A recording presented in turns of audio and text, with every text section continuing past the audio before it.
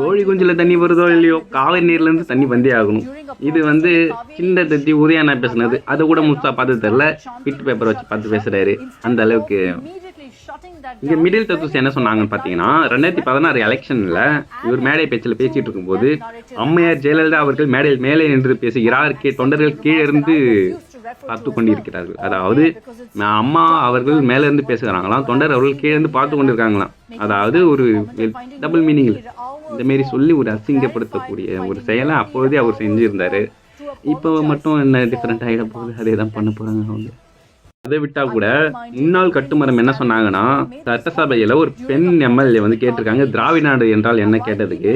அப்பொழுது சொன்ன பதில் என்னன்னா, நாடாவை அவிழ்த்திப்பார், பாவாழையை தூக்கிப்பார், திராவிட நாடு தெரியும் என்ற ஒரு அற்புதமான கருத்தை அப்பொழுது சொன்ன நமது முத்தமிழ் கலைஞர் அவர்கள் அப்பொழுது சொல்லியிருந்தார்.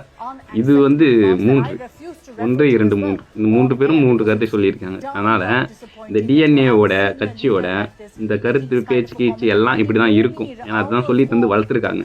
ஏன்னா அந்த அளவுக்கு பெண்களுக்கு வச்சு அவங்க கேவலமாகவும் பேசக்கூடிய ஒரே கட்சினா அது டிஎம்கே தான். இவங்க என்னைக்குமே பெண்களுக்கு சலுகை தர மாட்டாங்க, பெண்களுக்கு எந்த ஒரு நல்லதும் செய்ய மாட்டாங்க. பேருக்கு செஞ்சு விட்டு ஓசின்னு சொல்லி கிண்டல் பண்ணக்கூடிய ஆட்கள் தான் இவங்க. அதனால இவங்களை எந்த விதத்தில் அவங்களை கவனிக்கணுமோ அந்த விதத்தில் சகல மரியாதைகளை கொடுத்து டிவிக்கே ஆட்சி அவர்களை கவனிக்கும். தெரியர்களா பொது மேடையில் எப்படி பேச வேண்டும் என்று இனி வரும் காலங்களில் கற்றுக்கொள்வார்கள். Thank you so much.